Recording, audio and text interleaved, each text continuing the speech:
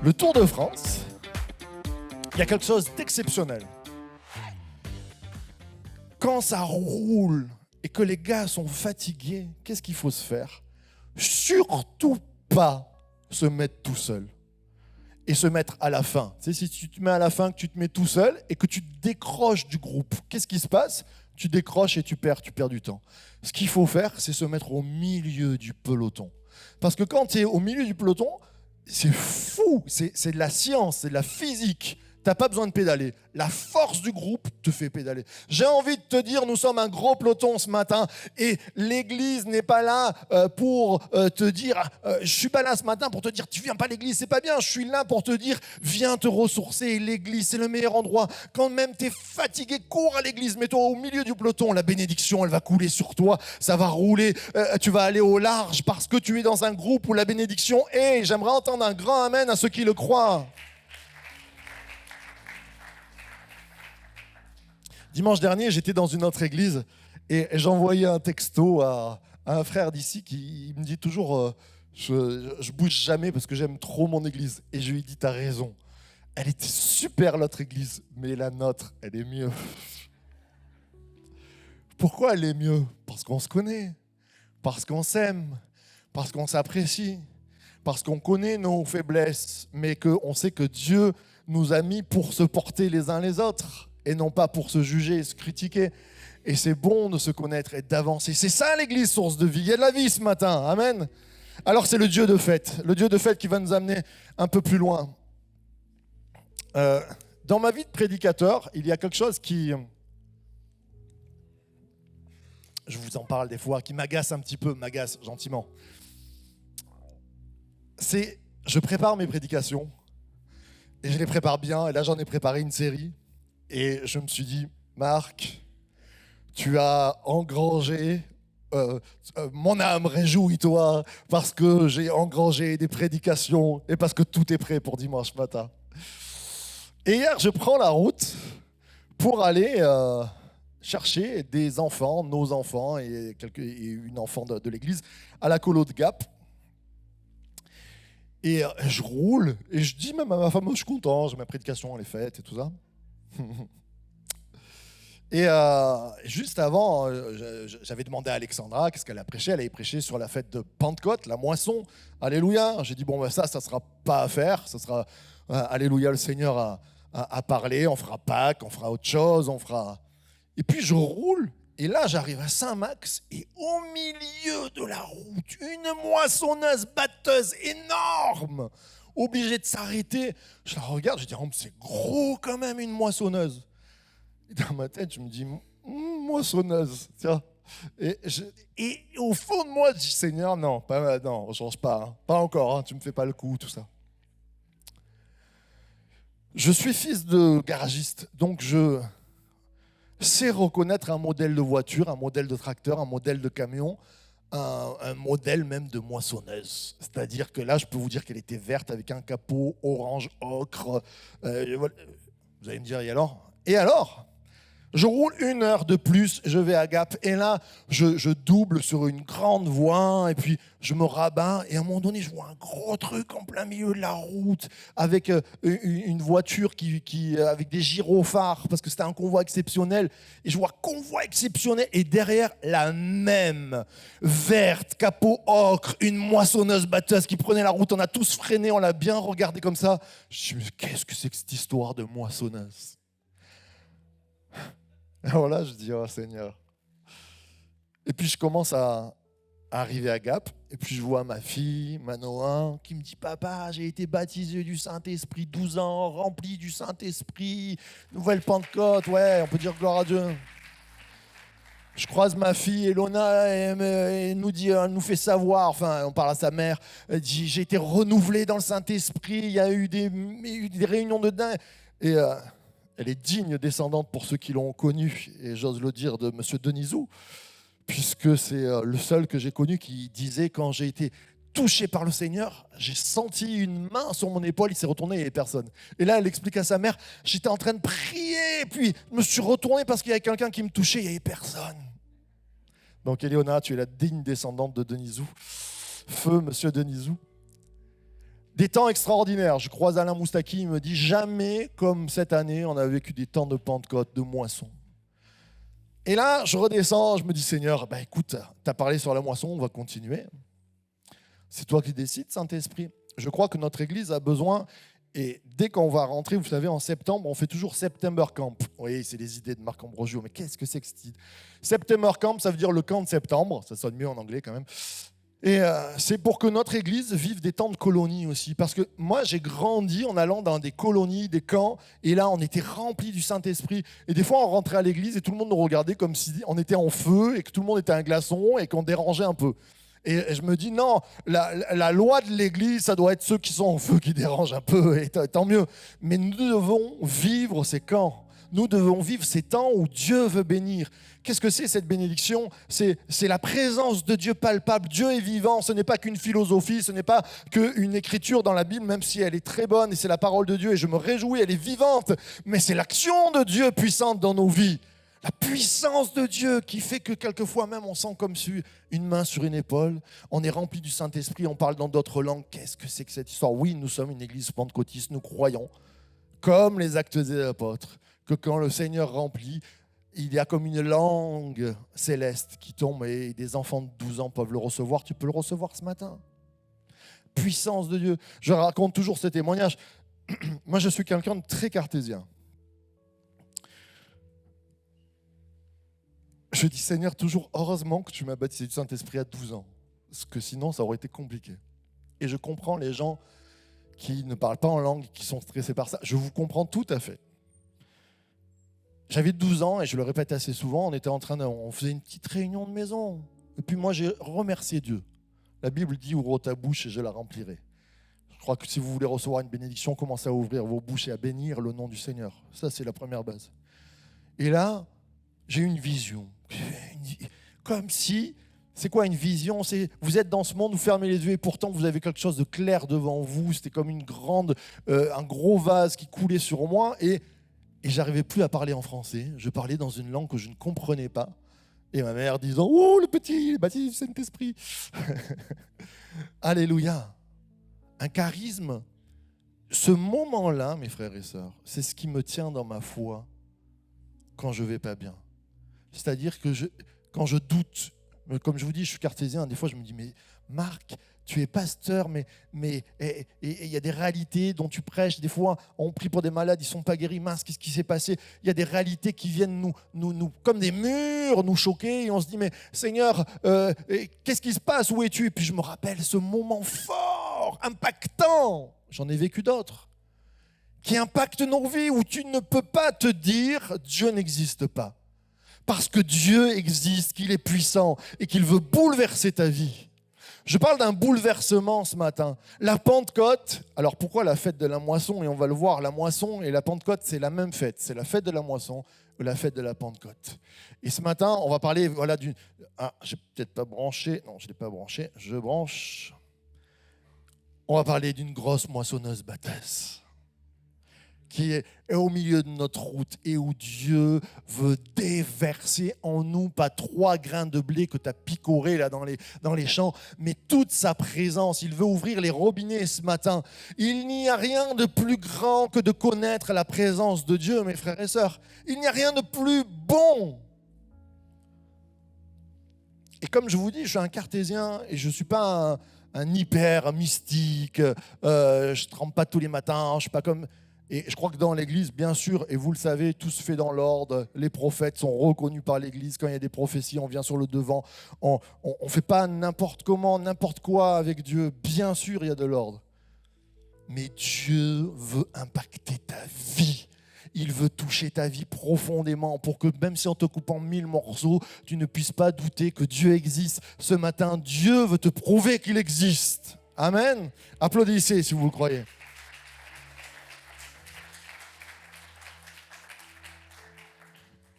Alors désolé si la prédication n'est pas formée comme elle est peut-être formée quelquefois, mais je crois que Dieu veut nous parler au travers de la fête de la moisson, au travers de la Pentecôte. Il y a une Pentecôte pour toi et pour moi ce matin. On va lire ce texte, on pourrait se lever ensemble, qui se trouve dans Exode 23. Qu'est-ce que c'est le livre de l'Exode? C'est le deuxième livre. C'est très, très, très, très loin dans des années, des milliers d'années, puisque c'est donné à Moïse et au peuple d'Israël. Et Dieu va instituer des fêtes. Il va dire, ouais, alors la Pâque, ça va te rappeler la libération. Il va instituer des fêtes. Et puis la deuxième fête, c'est la fête de la moisson, la fête de Pentecôte. Et la troisième fête, on l'a vu la dernière fois, c'est la fête de Sukkot, la fête des tentes. Là, on va voir les deux ce matin dans ces versets.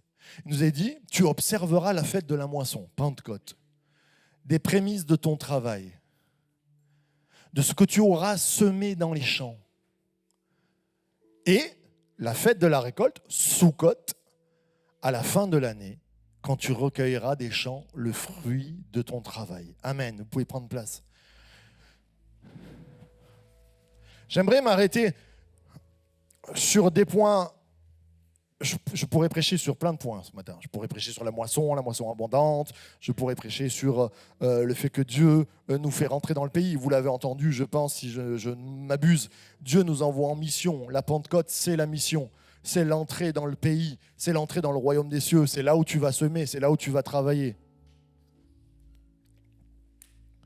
Il fait chaud, hein. On a mis les clims à fond. Ne ouvrez pas les fenêtres, mais fermez les portes même peut-être. Tu observeras la fête de la moisson. Je vais m'arrêter sur le mot prémisse ce matin. Des prémices. C'est-à-dire que la fête de la moisson, elle est en contrebalancement, elle est en parallèle de la fête de Sukkot, Pentecôte, Sukkot. Prémisse, c'est la fête de Pentecôte et la fin, c'est la fête de Sukkot. C'est-à-dire qu'on n'est pas à la fin, on est au début. C'est les prémices. La fête de Pentecôte et la fête de la moisson, c'est les prémices. C'est là où je veux vous amener ce matin et vous parler du début. On est tous des débutants. Un jour, on arrivera à la fin. Mais on n'y est pas arrivé encore. On n'a pas achevé la course. Paul va dire, j'ai achevé la course. Il allait mourir. Il était en train de se préparer. Nous, on est inachevés. On est au début. Et pourtant, Dieu veut nous bénir dans ce début, dans ce prémisse, dans cette vie active. La moisson des prémices du travail du pasteur Marc Ambrosio, du travail de mon voisin, du travail des apôtres. Non. Les prémices de ton, Myriam, travail. Les prémices de ton travail, Gisèle. Amen. C'est notre responsabilité. Il y a du travail. De ce que tu auras semé dans les champs. Et après viendra la fête. On en a parlé. Pour moi, la fête de Sukkot, c'est le retour de Jésus. C'est Dieu nous prépare un avenir. Dieu nous prépare une place. Je m'attends au quotidien. J'espère que vous êtes levés ce matin en disant, Seigneur, si tu reviens, je suis prêt et j'ai envie de t'accueillir. Et quand on chante Hosanna, c'est comme si on disait, Jésus, nous t'accueillons, tu viens. Nous nous préparons. Alors ce matin, nous allons voir la fête de la moisson. La fête de ses prémices. Un prémisse, dans cette fête, normalement, on devait présenter au temple, devant les sacrificateurs, une gerbe. On montait une gerbe à la main, c'était une gerbe d'orge, ou une gerbe, quelquefois, elle n'avait même pas eu le temps d'éclore. Mais on l'a présentée au temple et on amenait cette gerbe en disant, Seigneur, les autres nations aussi avaient des dieux où ils présentaient des offrandes d'orge, de blé, tout ça. Mais eux montaient, les peuples d'Israël, en disant, nous montons avec un simple rameau. Mais nous croyons qu'à contrario des autres, toi, tu es le Dieu vivant. Tu es le Dieu qui va exaucer nos prières. Et de ce petit grain d'orge qui n'a pas encore éclos, nous l'amenons au temple en disant, Seigneur, il y a une récolte. Mais nous avons travaillé et la moisson commence. Et en commençant avec ce petit peu, ça me rappelle tellement ce jeune homme qui vient, tout le monde a faim, mais personne n'a amené à manger. Il n'y en a qu'un qui a présenté, qui a préparé. Il a 5 pains et 2 poissons. C'est pas grand-chose, il y a des milliers à nourrir. Mais il les amène à Jésus, il dit, Seigneur, tiens, moi je te donne. Ce matin, j'aimerais te parler de ces prémices. Les prémices, c'est petit. J'ai connu des églises où on était en compétition à avoir la plus grande gerbe, la plus grande expression de foi, les plus gros charismes, les plus gros miracles. Et Jésus devient tout petit et nous devenons si grands. Et à chaque fois, excusez-moi, ça part dans le mauvais sens et ça part droit dans le mur et en klaxonnant. Hein. Nous voulons dire, Seigneur, on vient avec nos 5 pains et 2 poissons. On a vécu des expériences. J'ai plus de 30 ans de conversion, j'en ai vécu des délivrances, des guérisons. Mais qu'est-ce que c'est? Ce sont des prémices. Mais Seigneur, c'est toi qui multiplies ce matin. Je t'amène ma petite plante de foi. Ah, si vous aviez une foi grand comme un baobab. C'est ça? Grand comme un cèdre du Liban. Non, c'est parce que si vous aviez la foi comme un grain de sénévé, parce que c'est moi qui vais arroser, c'est moi qui vais souffler dessus, c'est moi qui vais faire fructifier, c'est par mon action, par mon esprit que je vais faire grandir l'arbre que tu es et porter du fruit. Amen. Et c'est comme ça que tu peux te tourner vers ton voisin et dire tu es une belle plante ce matin.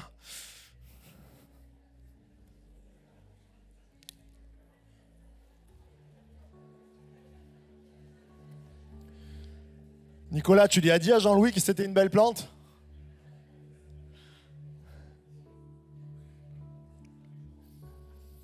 C'est le commencement, mes amis.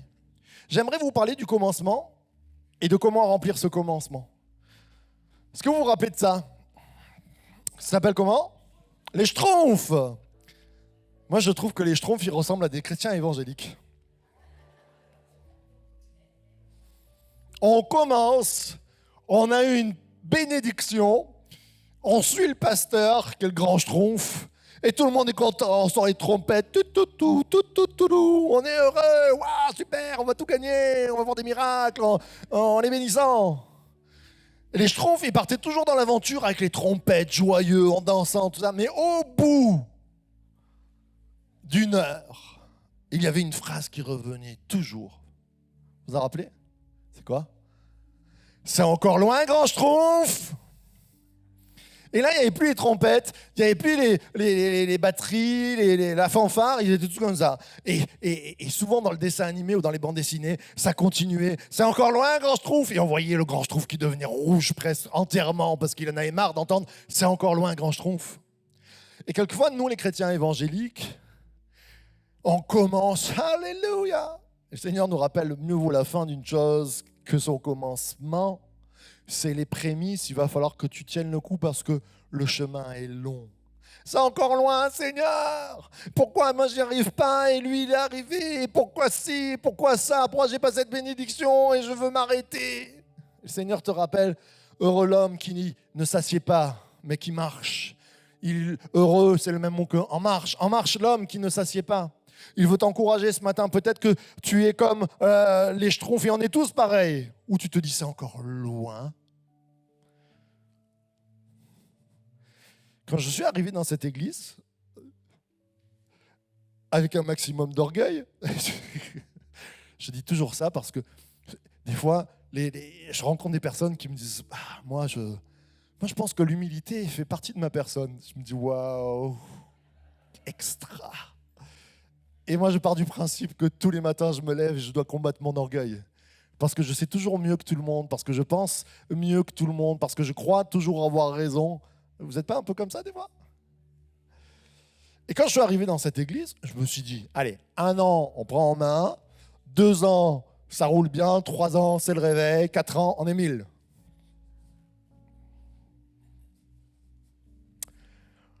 Eh ben non.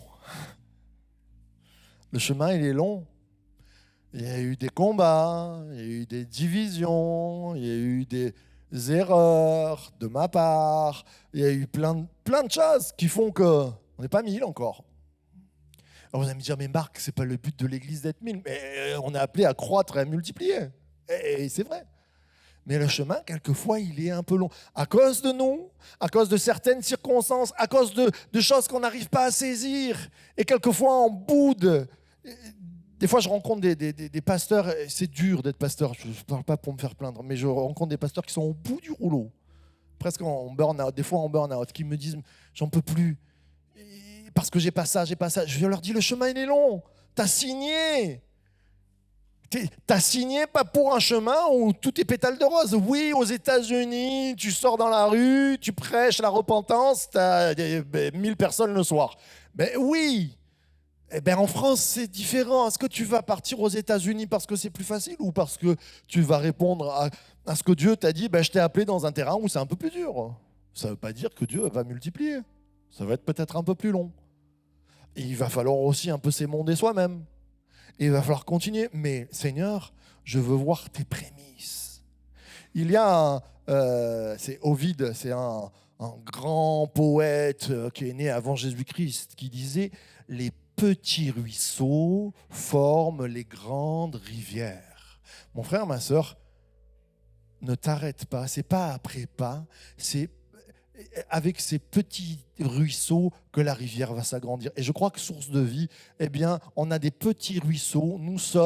On était 130 petits ruisseaux, 160, ce matin, pas loin de 200 petits ruisseaux qui forment une grande rivière. Et peu à peu, on veut dire, Seigneur, envoie la pluie et que, bien sûr, la rivière... Mais le Seigneur prépare nos cœurs. C'est lui aussi. Nous, on travaille. Amène tes 5 pains et 2 poissons. C'est lui qui va multiplier. Mes frères et sœurs, ce n'est pas parce que c'est long, ce n'est pas parce que ça ne se passe pas comme tu crois ou comme tu avais pensé que tu dois t'arrêter. Regarde toujours les prémices et ne dis pas « c'est encore loin ». Oui, le chemin il est long. Eh bien, si tu es encore sur cette terre, et je parle aux anciens aussi quelquefois qui sont découragés, qui disent « ma vie elle ne sert plus à rien ». Ce n'est pas vrai. Le Seigneur, s'il ne t'a pas repris, c'est que la mission elle continue. Et tant que la mission elle continue, ben oui, c'est loin, mais on continue. Le chemin est long. Il est parsemé d'épreuves, et ça, c'est fatigant. Mon grand-père me disait, Marc, quand on vieillit, quand on devient vieux, il devait avoir 70 ans à l'époque, et pour moi, il me paraissait très vieux. Il me disait, le cœur, il a tellement de cicatrices que des fois, c'est dur de retrouver la joie. Elle est dure, la vie, il me disait. C'est vrai que la vie, elle est dure. Et mes frères et sœurs, je ne vous prêche pas un évangile de coton. Je ne veux pas non plus vous jeter dans les épines. Je vous dis juste, la vie, elle est dure. Pour les chrétiens aussi. Il y a des coups, il y a eu des décès au milieu de nous, il y a eu des maladies au milieu de nous, il y a des malades encore. Et quelquefois, on se dit, mais pourquoi, Seigneur, on a intercédé ? Et on continue. Les prémices de la vie. Et j'aimerais te dire, ce n'est pas parce que c'est long, ce n'est pas parce qu'il y a des épreuves, et il y a un texte où Paul va dire les épreuves sont là comme un tremplin à ma vie. On se dit, mais Paul, quand même, ben oui, ça doit être un tremplin et non une désillusion pour ta vie. Accroche-toi, mon frère, accroche-toi, ma sœur. Le chemin est long, il y a des épreuves, mais Dieu est bon et on va le voir ensemble.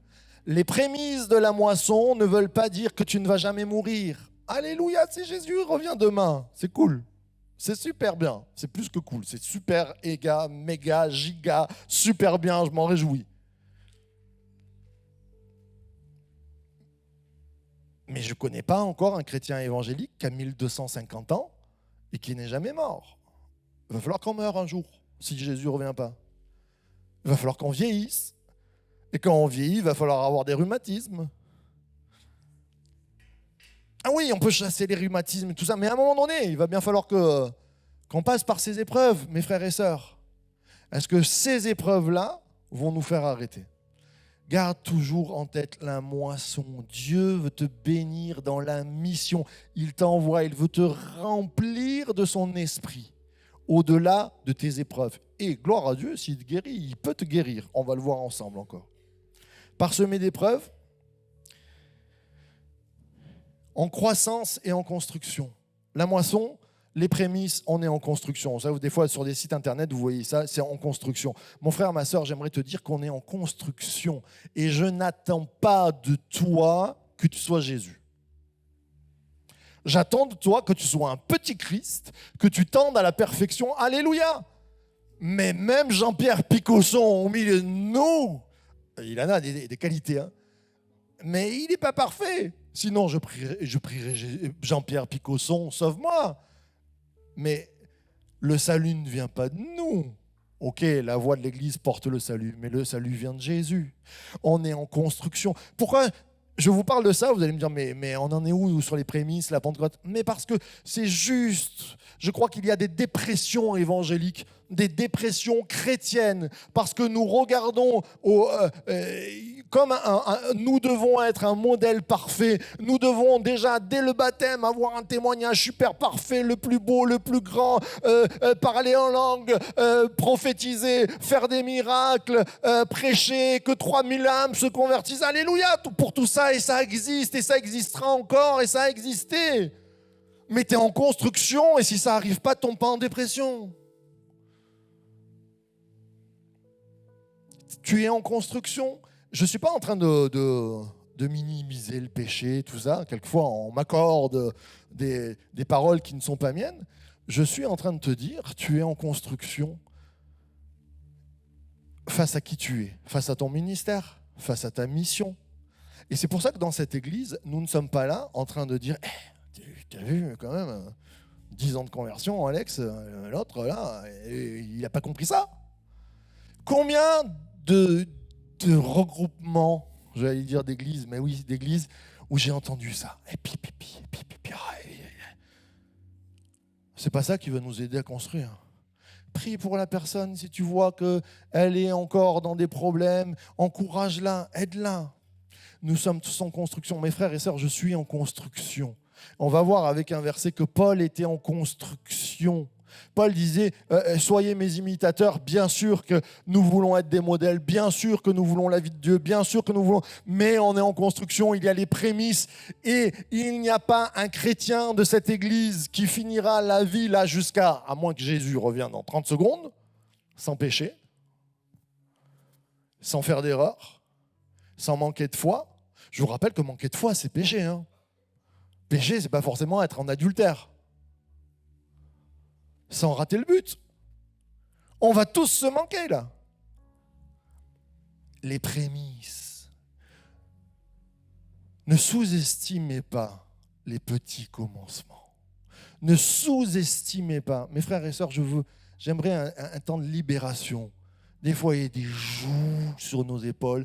Et je ne suis pas comme lui. Et des fois, c'est nous, on disait, lui, il n'est pas comme elle. Et on met une chaîne de plus. Jésus nous a libérés de la loi parce qu'il l'a accompli. Jésus a fait de nous un peuple affranchi et libre. Pour que nous soyons libres du péché, il faut que le jugement cesse au milieu de nous et que ce soit l'encouragement à aller mieux. Vous savez, quand tu fais pousser une plante, je ne vais pas envers mes tomates en les piétinant en disant « Oh, toi, tu n'as pas assez poussé. L'autre, elle fait 40 cm de plus que toi, je t'écrase. » Non! Qu'est-ce qui se passe quand il y en a une qui va moins bien? Je bine un peu plus, je l'arrose un peu plus, je l'encourage un peu plus pour qu'elle rattrape l'autre. C'est ce que Jésus veut faire et c'est ce que Jésus veut faire au milieu de nous. Il veut que Franck, il aille voir Timothée, il lui dit je trouve en ce moment, peut-être, c'est pas un jugement, mais je te sens un peu moins bien. J'ai envie de t'arroser de la présence de Dieu, j'ai envie de te bénir, j'ai envie de t'encourager, je veux te donner un verset d'encouragement. C'est ça l'église source de vie. Nous devrions être une source d'encouragement pour notre voisin. Ne méprise pas les prémices de ton frère, de ta sœur. Ne te méprise pas toi-même. Parce que tu pèches. Moi, je suis sûr que sur les 12 apôtres, quand il y a le gamin qui arrivait avec les 5 pains et 2 poissons, il devait y en avoir d'autres. Qu'est-ce qu'il fait celui-là, 5 pains et 2 poissons? Qu'est-ce que tu fais avec tes sardines? Retourne à Marseille. Mais c'était risible. Mais c'était le seul qui a amené quelque chose. C'était un gamin. Il ne savait même pas ce qu'il fait. Est-ce qu'il pensait à la multiplication? Même pas. Il l'a amené à Jésus de tout son cœur, comme un gamin. Il a dit, Jésus, il mangera au moins. Mais si tu ne le fais pas pour les autres, fais-le au moins pour Jésus. Amène ton amour, amène ton cœur, il va multiplier ce matin. Amen. J'aimerais encourager, j'aimerais lire avec vous un verset, et je vais vous le lire, je ne l'ai pas mis. Il est assez long, on va se lever. Attention, il est un peu long. Pour vraiment ceux qui ont mal au dos, vous pouvez rester assis.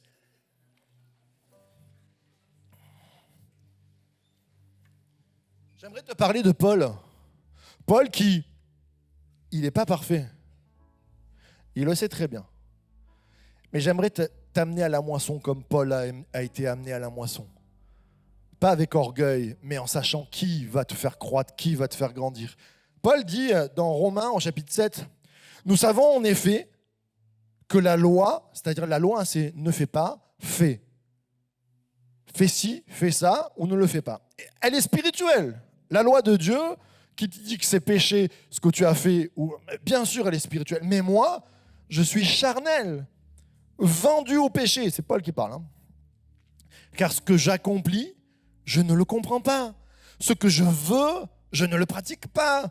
Mais ce que je hais, voilà, c'est ce que je fais. Ça vous est pas arrivé, vous, dans votre vie?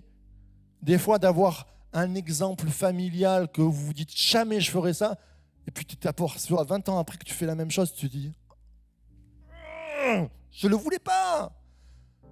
Parce que notre chair a son poids, et son poids d'erreur, et son poids de problématique.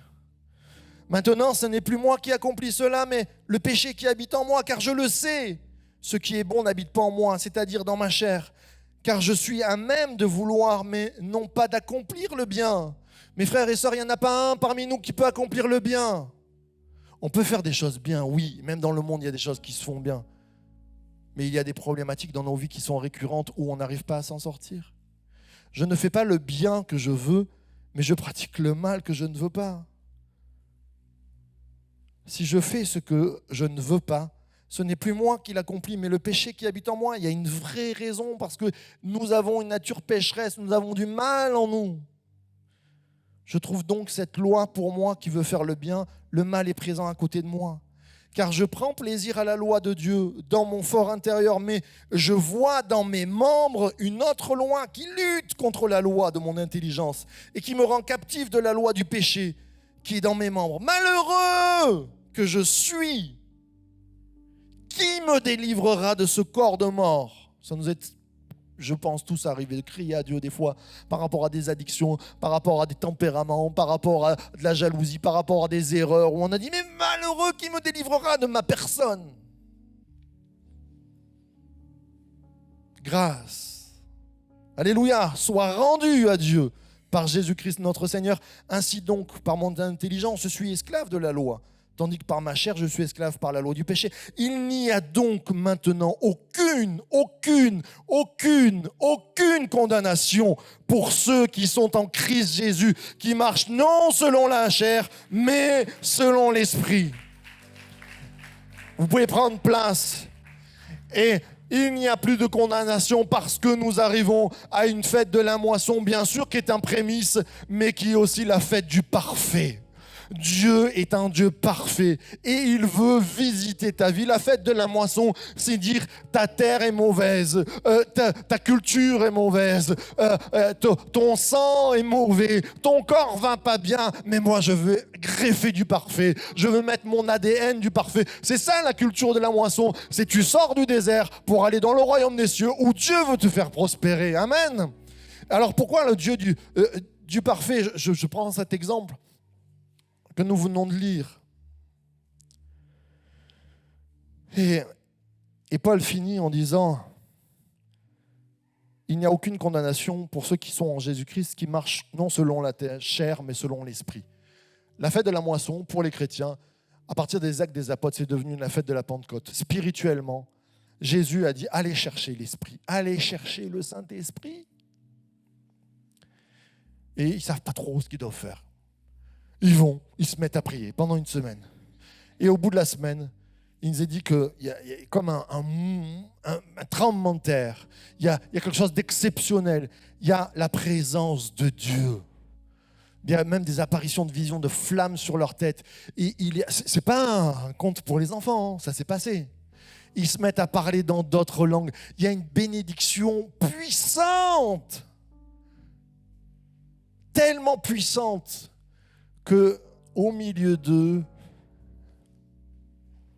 il y a le plus terrible des terribles. Alors il y a Judas, le plus terrible, lui, il ne sera pas là. Mais il y a Pierre. Pierre, il est considéré comme un des meilleurs amis. Quand tu lis les évangiles, tu te dis, c'est le meilleur ami de Jésus. Pierre, il va se lever à un moment donné, il sort une épée pour défendre Jésus, qui coupe une oreille, il n'a pas peur. Il est fort, il est courageux. Mais il est déçu. À un moment donné, il a trouvé que le chemin, il était long.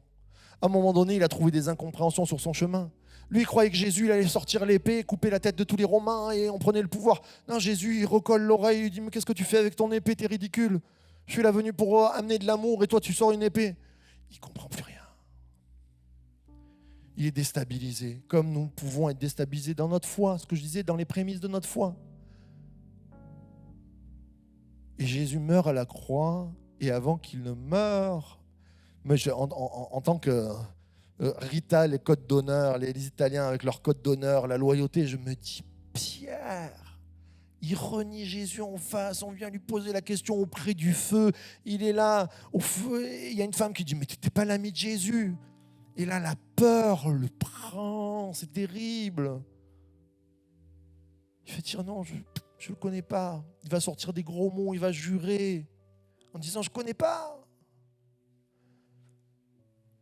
Et Jésus ressuscite. Et il le croise.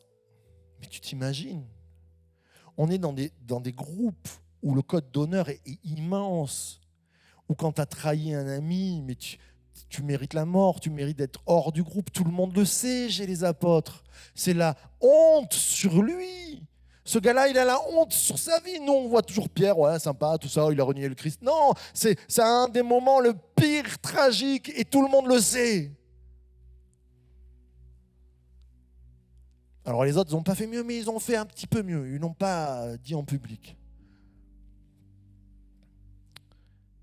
Et Jésus dit, allez chercher le Saint-Esprit. Jésus pardonne Pierre, bien sûr, il parle avec lui. Mais ce n'est pas parce que Jésus, et que tu sais que Jésus t'a pardonné, que toi tu t'es pardonné.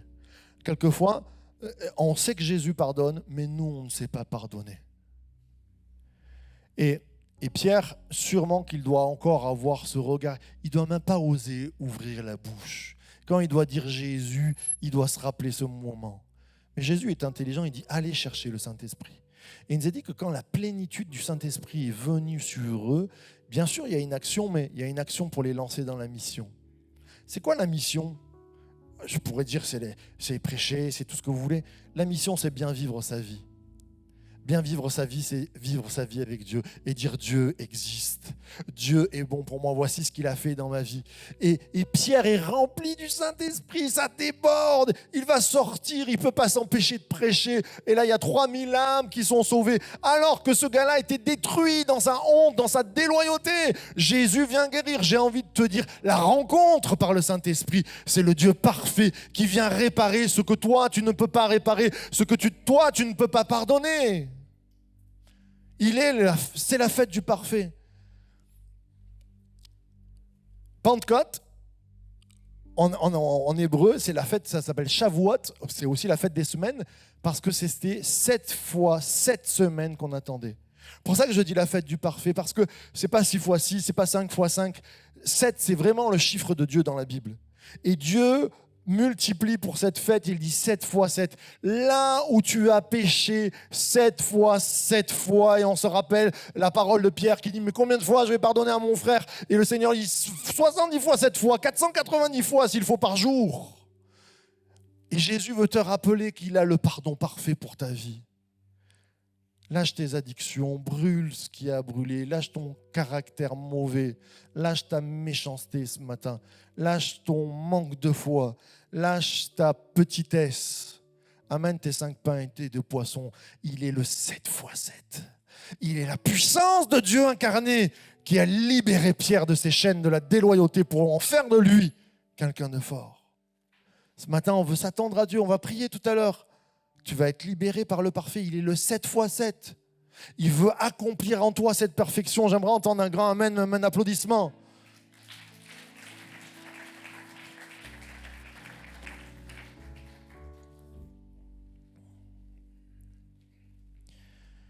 C'est la fête de l'Esprit. Il nous a dit que l'Esprit Saint, dans la parole de Dieu, il outille, il donne des outils. Quand ils sont remplis du Saint-Esprit, ils vont partir en mission, ils sont outillés, être remplis du Saint-Esprit, être baptisés du Saint-Esprit. Je parle aux ados, je parle à Iona, je parle à Noah, tous ceux qui ont été remplis, touchés par le Saint-Esprit. C'est pour la mission de vie. Vous êtes maintenant des protecteurs de vie. C'est-à-dire là où vous passez, vous protégez la vie, vous amenez la vie, vous êtes la lumière amène la vie. Jésus a dit, je suis la lumière du monde, mais il nous a dit, vous êtes la lumière du monde, tu es une lumière. Tu viens amener la bénédiction. C'est cette bénédiction qui vient en toi. C'est le divin qui rentre dans l'humain. Le Saint-Esprit, il vient pour nous outiller, mais il vient pour que la puissance de Dieu soit là. C'est Dieu. Je ne sais pas si on réalise. On l'a dit souvent, le Saint-Esprit, nous sommes le temple du Saint-Esprit. Laï, laï, laï, laï.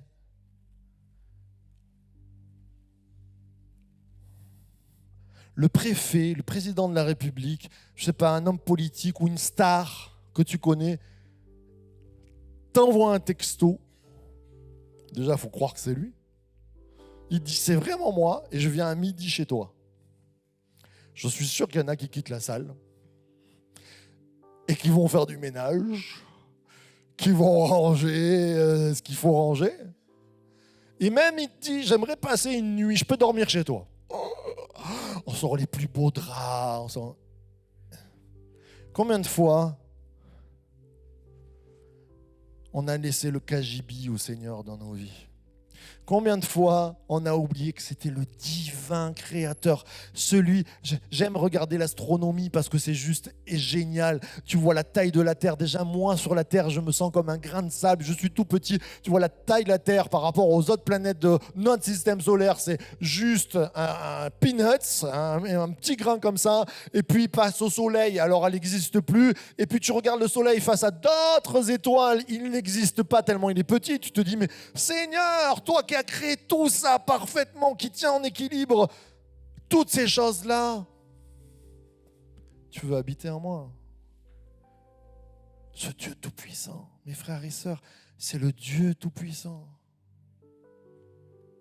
Que tu ne parles pas en langue ou que tu parles en langue, que tu le sentes ou que tu ne le sentes pas, il a fait cette promesse, je suis avec toi jusqu'à la fin du monde, tous les jours dans ton cœur. C'est une promesse. Ce matin, je suis ému par la présence de Dieu qui vit dans nos cœurs, qui veut encore plus développer. Il nous a dit que les disciples, quelquefois, ils étaient pleins du Saint-Esprit. Alors là, il se passait des... Qu'est-ce que ça veut dire ? C'est qu'ils avaient laissé la place dans le salon au Saint-Esprit, à Jésus. C'est qu'ils avaient ouvert leur chambre et avaient dit, si tu veux dormir, tu dors. Je te mets les meilleurs draps, je te dresse la meilleure table, je fais le meilleur ménage, je prépare à manger, je veux que tu sois le bienvenu dans ma vie. J'aimerais entendre une grande acclamation ce matin à tous ceux qui disent, Jésus, je veux plus de toi.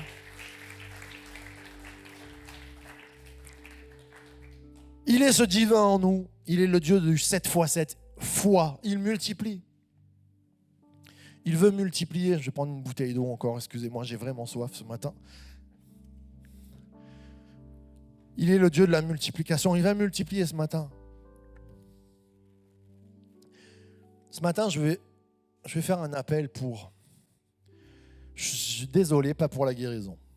On prie tout le temps pour la guérison. Alléluia.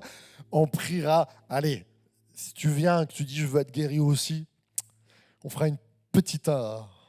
petit passe-droit, mais ce matin, je veux que tu vives la bénédiction de sentir la présence de Dieu dans ta vie. Je veux le renouvellement pour toi dans ta vie. Je veux le baptême du Saint-Esprit pour toi, pour moi, dans ma vie. Je veux être rempli parce que c'est ça qui nous fait vivre.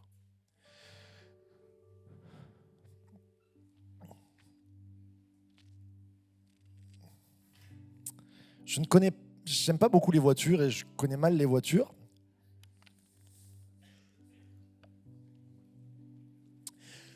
Alors, qu'est-ce que c'est ça ? il y a des connaisseurs déjà. Jaguar type E, alors là, j'en marque bien. Type 2+2, pour tout dire, il y avait 4 places. Allez, l'année. Papa ? 63, c'est le 2+2, il est un peu plus vieux, et un peu plus moderne. Et pas loin de 70. Normalement, celui-là, il était fait qu'une année. C'est le 67. Je me rappelle mon année de naissance. Il y en a qui ont cru, qui croyaient que j'étais aussi vieux que 67 quand même. Cette voiture, je l'ai toujours connue. J'ai dû la shipper dans la collection de mon père qui avait plein de petites voitures. Et cette Type E, si vous regardez, elle a une roue avant et il n'y a pas de pneus. Il n'y a pas de pneus, pardon. Je suis un vrai sudiste. Hein. Pneus. Je me rappelle quand j'étais à Paris, une fois, je fais une réunion de prière. Et là, je suis en train de dire, et des fois, tu crèves comme un pneu. Et là, j'ai fou rire général. Je me dis, mais qu'est-ce qui se passe? Les Parisiens ne connaissent pas le pneu, ils connaissent que les pneus. Nous, on connaît, ça va? Cette vieille voiture, elle n'est pas belle. Tu l'offrirais pas à ton petit-fils. Il lui manque même une roue arrière. Elle roule pas, elle est toute cabossée. Elle vaut rien. Pourtant, qu'est-ce que je me suis amusé avec cette voiture? Parce que cette voiture, elle roulait pas, elle volait. Parce que dans ma main, quand elle est dans ma main, elle a beau pas avoir de roue arrière, pas de pneus, ou de pneus, ou de ce que tu veux, elle n'a pas de moteur, mais c'est ma main qui la pousse, et même elle volait, elle avait les aérofreins quand elle lève le capot, et elle va plus vite que les autres. C'était une type 67, elle est juste magnifique, elle est de collection, elle roule, elle fait des travers, elle est extraordinaire pour moi parce qu'elle est dans ma main. Et j'ai envie de te dire ce matin, t'as beau avoir pas de roue arrière, d'être cassé, d'être pas beau pour les autres, t'es dans la main de Dieu, il va te faire voler, il va t'encourager, et il va faire que tu vas vivre. J'aimerais qu'on se lève ensemble ce matin.